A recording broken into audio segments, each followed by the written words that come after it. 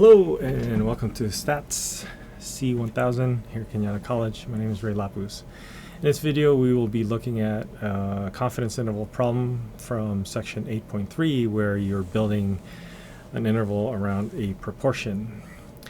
It says here a telephone poll of 1,000 adult Americans was reported an issue of Time magazine. One question was asked, what is the main problem facing a country? It says that 20% answered crime. We asked the population proportion for adults who felt like crime is the main problem. So here are some questions. They want to know what the random variable are in words. So there's no space up on top. Let's put our responses down below for A. Oops, that is a highlighter. Let's try a pen. So for A, X is going to be the number of folks, the number of people who feel like crime is the main problem. And then P prime is going to be, in words, the proportion of people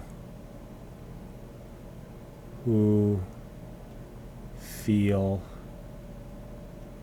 like crime is the main problem. All right. Now, from the theory, which it's kind of important, but not that big of a deal for me. From the theory, it says that our x is actually coming from a normal distribution, and since this is a binomial distribution, we know that the mu for a binomial distribution is np, and then the sigma for a binomial distribution is npq. And where q is equal to 1 minus p, it's a complement. And for a proportion, it's going to be a little bit different, but it's going to be, they calculated this and say, hey, let's divide everything by n. And if you imagine dividing everything by n, that's actually what p prime is. And I'm putting this little line here to make it capitalized, but it's not a big deal.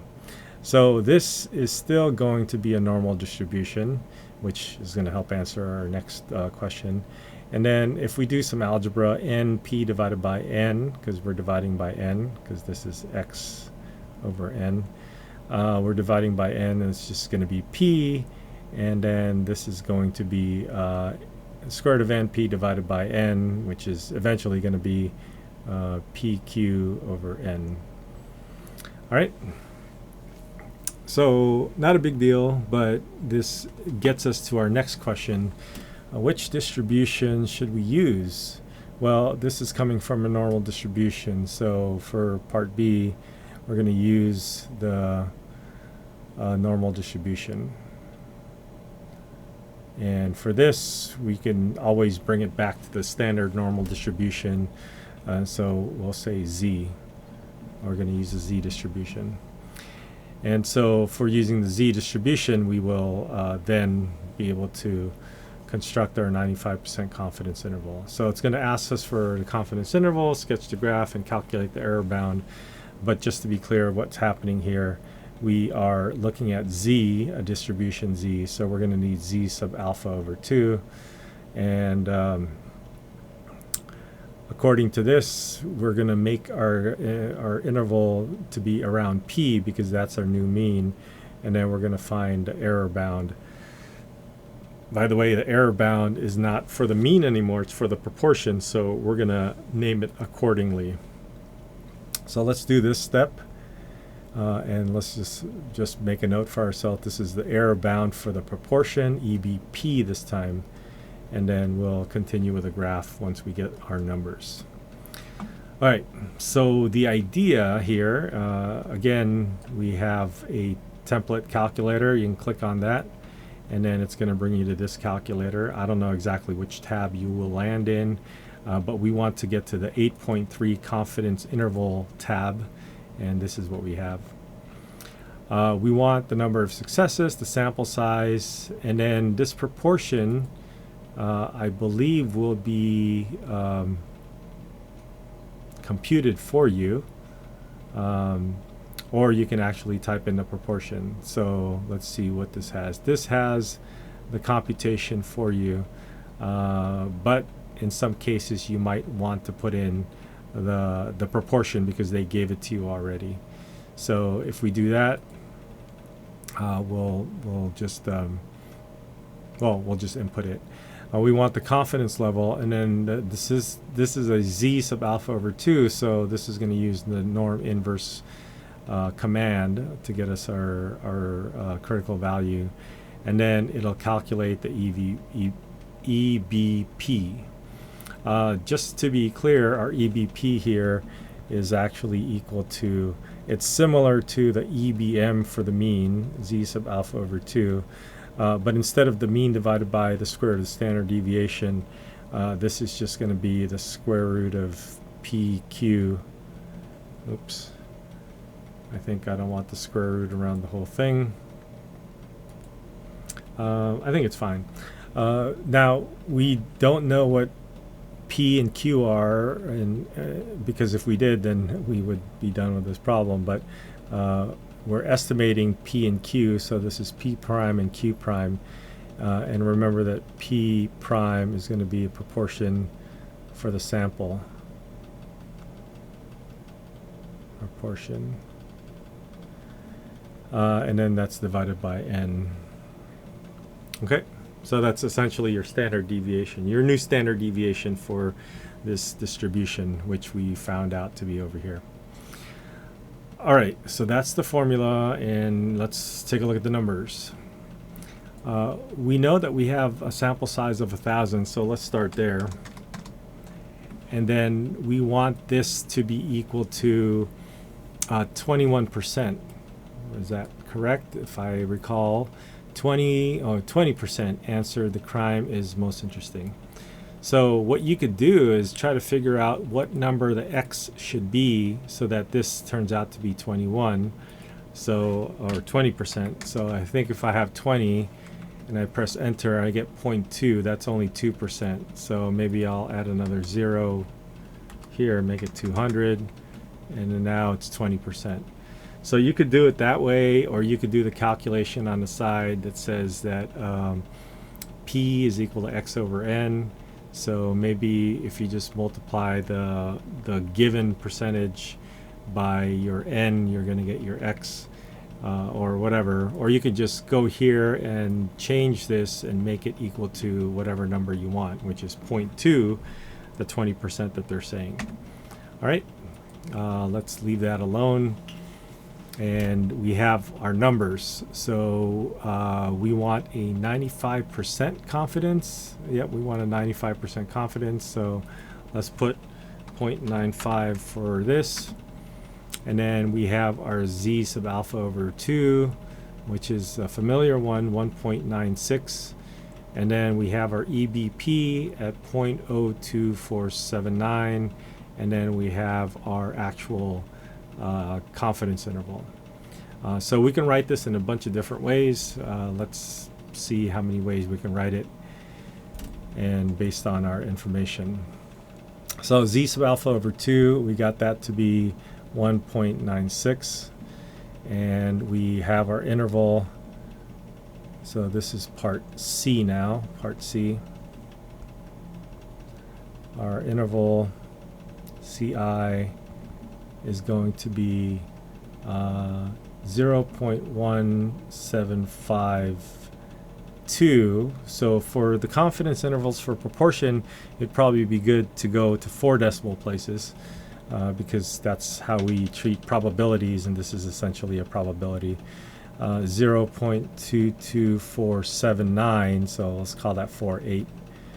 By the way, our EBP is 0.2479. It's 24791. So let's go with 2479 there. Okay, and our proportion was 0.2. So our p hat, I think we call it, is actually equal to, maybe it's called p prime. Yeah, let's call it p prime. I think p hat is used for something else. Our p prime is actually x over n. We didn't know what x is, but 20%, 20%, that's 0.2. Okay, so we have our confidence interval, and we're going to get to the wording in a minute, but let me just say that this is a percentage. A proportion is the same thing as percentage, so I can say 17.52% to 22.48%. And you can also use interval notation where actually the p prime is a sample proportion, but the actual population proportion is p, which we don't know, and we're estimating. So we can say that the actual value of p can be between 17.52% to 22.48%. So there are several ways of writing this. I think the simplest way is this. Just keep it as decimals, and that would be fine. Our EBP is equal to this. Now let's come back to our graph. This is using the z distribution again, and our middle, remember, was p, and p was 0.2, so that's 0.2. And then we want to go as far as 0.1752 to 0.2248, and then this is going to be that 95% within this normal curve. And so this is our graph. They didn't ask for this. They want to know, suppose if we want to lower the sampling error, so our EBP, we want our EBP to be smaller. What is one way to accomplish that? There's probably several ways to accomplish that. We got 0.2 right now for EBP. If we want to get a smaller confidence level, like 0.9 maybe, we're going to see that our error drop from 0.24 to 0.20. So that's a smaller error with a larger confidence level. So that's one way to do it. And you can play around with changing the x and the n to see how that would change the error, the sampling error. Okay, so several things to do. Whoops, this is not a number that we want. Let's go back to that and set this aside and finish this problem by writing the words down. So we are, again, 95 is our number, so 95% confident that this time the wording changed from the mean. Of course, we're talking about the true population proportion. We're estimating p.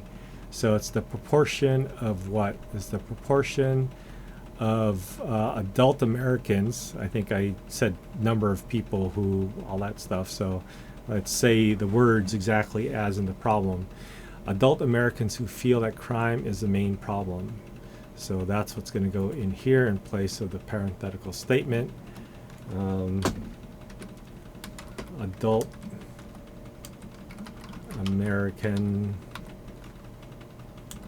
population, adult American who think crime is the problem. Is a problem or the problem? Crime is the main problem. So let's put main here, just to use the exact words that's used in the problem that's given to you. Is between, and here's where we get to put in the numbers, 0.1752 and 0.2248. Now, because this is a proportion, we actually don't need units. We kind of don't have units for this. We kind of want to think about these as percentages if you want. So let's take away the units portion of it, and that would be just the proportion. So this is a proportion, and then this is what we're dealing with. All right, that's it. I hope that helps. Good luck.